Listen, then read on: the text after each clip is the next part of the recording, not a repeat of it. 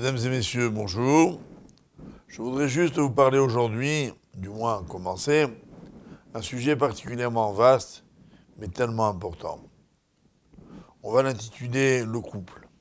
Le couple, qui est la base de la cellule familiale, qui est en fait la base de la société, qui est en fait le pari que la Torah lance aux hommes. À peine créé, Adam,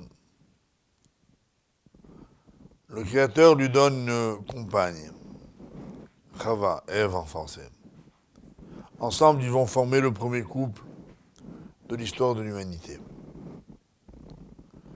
Il est intéressant de noter que le choix par Adam de Chava a été provoqué par le fait qu'il ait pu parler avec elle. Il lui donne son nom. Il communique. Peut-être que la base du couple, c'est d'abord la communication. Bien sûr, un mot très à la mode aujourd'hui, mais qui veut dire simplement, dans notre propos ici, l'échange. Échanger ensemble, c'est pouvoir se connaître, c'est pouvoir construire, c'est pouvoir évoquer l'avenir, c'est faire le bilan du passé. C'est nécessaire, en permanence. Mais avant d'arriver là, comprenons pourquoi la Torah insiste tellement, et notamment les sages d'Israël, dans toute la littérature talmudique et post-talmudique, sur l'importance du couple. Ils n'y vont pas par quatre chemins. Ils disent un homme qui n'est pas marié n'est pas un homme. Du texte, en effet, de la Bible, de la Torah à l'origine,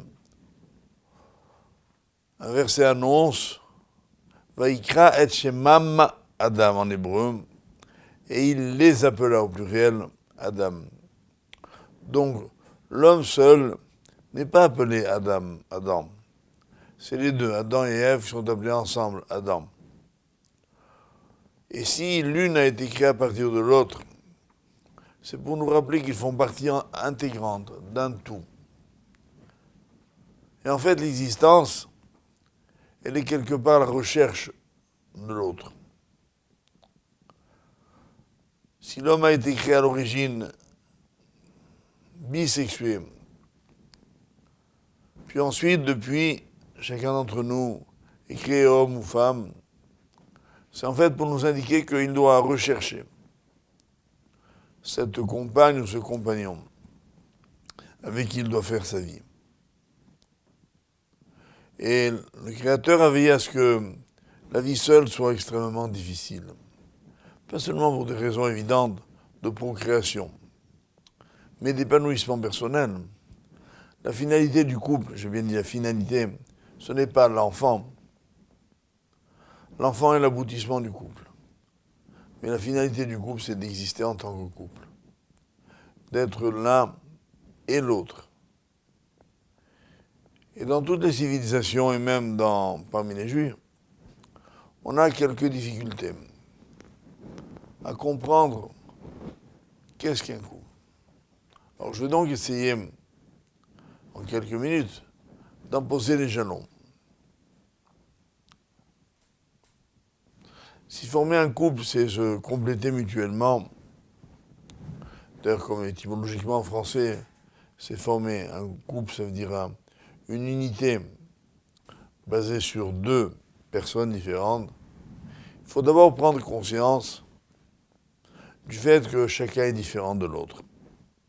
On a beaucoup parlé dans les sociétés modernes, occidentales, de supériorité, d'infériorité, qui entre l'homme et la femme, le masculin et le féminin, est le côté dominant.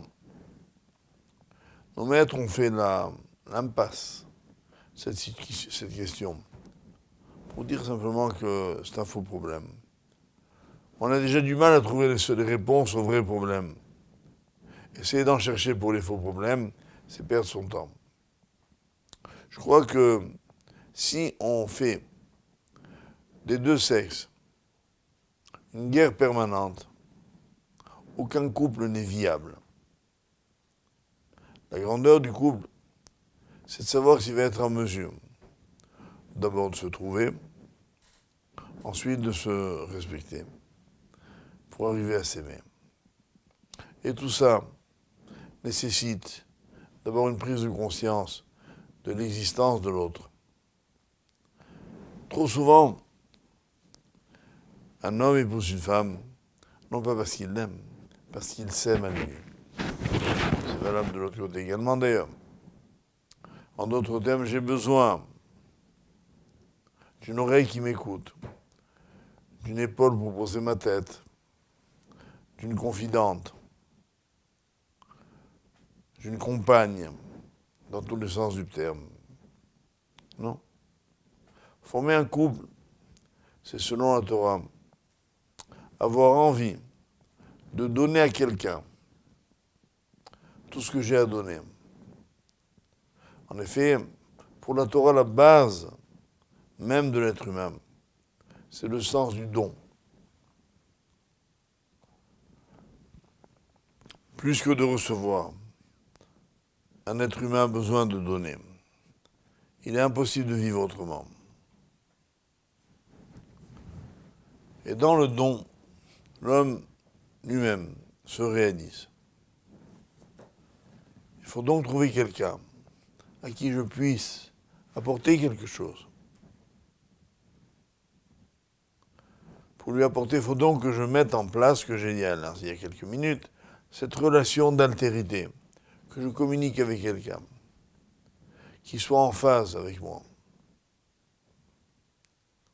Et en fait, dans le monde, on a un peu perturbé tout ça. On a fait de l'amour un préalable nécessaire. Souvent d'ailleurs, malheureusement, je dis malheureusement, les jeunes gens se connaissent physiquement avant de se marier. Aujourd'hui, parler de virginité ou de respect physique de l'autre avant le mariage, ça fait vieux jeu. Qui y pense encore? Ben, je vais vous le dire, nous. Nous, dans la Torah, on y pense. On pense même que c'est la condition préalable, nécessaire, incontournable, pour demain réussir son couple. Ah mais, va-t-on nous objecter? Est-ce qu'on est sûr que l'on s'aime? Et moi je réponds oui, parce que ça ne dépend pas de ça. C'est pas parce que quelqu'un est attiré physiquement ou a besoin physiquement de l'autre qu'il l'aime. Le Talmud dans la Gemara de Sanhedrin, page 78, donne un exemple extraordinaire. Il y a un homme, raconte le Talmud, qui est tombé amoureux fou d'une femme. Et il avait impérativement, il en tombait vraiment malade, un besoin d'aide. Les médecins qu'on a consultés à l'homme ont dit il faut qu'il ait un rapport avec elle. La famille a consulté les sages d'Israël, les Chachamim, qui ont dit il n'en est pas question. Médecin, mais il va mourir qu'il meure, répond-il. Alors après, les médecins sont ravisés et ils ont dit il suffirait qu'il la voie déshabillée et ça lui passera. Les médecins ont dit, les rabbins ont dit il n'en est pas question. Puis les médecins ont fait une troisième proposition. Il suffirait qu'il lui parle derrière une haie sans la toucher. Et les sages ont dit il n'en est pas conscient, il va mourir qu'il meure. La Gemara a demandé pourquoi est-ce que les sages, pour sauver les apparences, n'ont-ils pas proposé qu'il l'épouse? Comme ça, il pourrait survivre avec elle.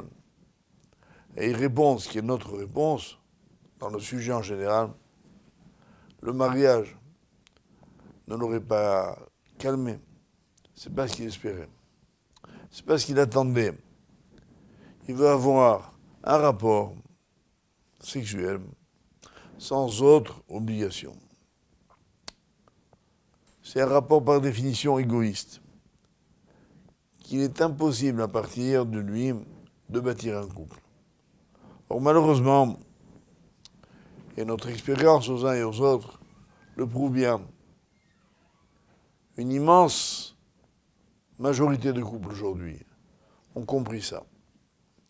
D'où l'importance de ces petits propos, à nos yeux, pour recadrer le problème, pour rappeler que lorsque on pose le sujet, le problème autrement, on peut trouver une solution. Et c'est précisément là que se trouve la solution. Dans la Torah, on nous donne, entre autres exemples, celui du patriarche Yitzhak, qui a épousé Rivka. Et le texte de la Torah dit, et Yitzhak épousa Rivka, et il l'aima, dans cet ordre-là. Erreur, non? Nos sages disent non, c'est bien ça ce que la Torah a voulu dire. Qu'est-ce qui permet d'aimer sa femme? C'est le mariage. Cette vie commune, cette prise de responsabilité commune, cet échange commun qui fait que peu à peu, on apprend à se connaître vraiment. On dépasse le cadre simplement du physique, de l'apparence, pour découvrir un autre être humain avec lequel, et c'est là la base de la réussite, on a le même projet de vie qu'on va construire ensemble, où chacun va voir sa part au dialogue, sa part à la critique constructive, sa part aux décisions. En d'autres termes, le couple selon la Torah, c'est un vrai partage. Si on est sur cette base-là, qui est le plus important, la question ne se pose même pas. Où est le physique? Il n'est pas absent, il n'est pas oublié, mais il n'est pas le motif. Pour la Torah, au contraire, hommes et femmes doivent s'aimer physiquement, mais ils s'aiment physiquement dans certains contextes de pudeur, de respect de l'autre. On ne demande pas au couple d'avoir un amour platonique, de se dire bonjour comme ça dans l'ascenseur. Non, on vit ensemble dans tous les sens du terme. Mais on ne fait pas de la vie physique l'essentiel. D'ailleurs, les règles de Nida, de séparation pendant la période de menstruation et les jours qui suivent, une semaine qui suit, le montrent bien. Un couple vit une partie de sa vie séparée, physiquement. Et là, s'installe dans le couple un autre type de rapport, celui de la complicité, celui de l'impatience, celui de la compréhension par les mots, par un mouvement des yeux. Et cette intensité que la période de Nida met dans un couple est quelque chose qui forge aussi le couple, qui fait qu'ils se comprennent, qu'ils vont secondariser leur rapport et trouver leur équilibre dans tous les domaines de la vie. Parfois, les couples travaillent tous les deux, ou en tout cas sont très occupés, et ont très peu de temps. Alors il faut, dès le départ, convenir que, par exemple, même si le couple a une vie sociale très chargée, même s'il y a, grâce à Dieu, des enfants plus tard, qu'il y a des moments où on se retrouve, elle et moi, tout seul. Il n'y a personne. Un petit déjeuner, un déjeuner de midi, un dîner, une sortie, une promenade. On est tous les deux ensemble pour parler. Pour faire ce que j'avais dit en commençant, le point des expériences de la vie, qui est indispensable de débriefer, comme on dit aujourd'hui, ensemble. Qu'est-ce que tu as ressenti? Qu'est-ce que tu as compris? De quoi tu as peur? Qu'est-ce que tu aimes? De quoi tu as envie? Et comme ça, peu à peu, chacun s'ouvre sur l'autre et on découvre qu'on est bien, vraiment bien ensemble. Évidemment, avant de se marier, il faut être un peu le plus sûr possible de ces choses-là. Comment y arriver, c'est pas une baguette magique. C'est en ayant, ce que j'avais dit il y a quelques minutes, un projet commun. Avoir envie de bâtir ensemble. La Torah n'est pas une assurance tout risque. Elle-même a prévu le divorce. Comme un échec possible. Il ne faut pas s'en faire un monde. Si malheureusement le couple s'est trompé, si la mésentente persiste, après avoir consulté des gens qui nous aiment et des autorités rabbiniques, on peut divorcer. Mais même si on divorce, il faut le faire sans se détruire mutuellement, sans se démolir, sans se critiquer. On n'est pas fait l'un pour l'autre, on s'est trompé. Dans tous les cas, même dans le monde aujourd'hui prétendument ouvert, libéral et sans règles, les divorces sont extrêmement nombreux. Donc c'est pas le fait de se connaître qui empêche de divorcer. C'est peut-être le fait de se connaître qui empêche de se marier. Parce qu'il y a moins de mariages qu'avant. Et entre guillemets, il n'y a plus de divorces. Il y a quelques années en France, le nombre de divorces était supérieur au nombre d'unions communes. Alors notre but aujourd'hui est de vous aider un peu à réfléchir sur ce sujet si important. Nous n'avons pas dit tout ce qu'il fallait. C'est pourquoi nous vous proposions, dans une prochaine séance, d'en parler encore un petit peu. Béastar.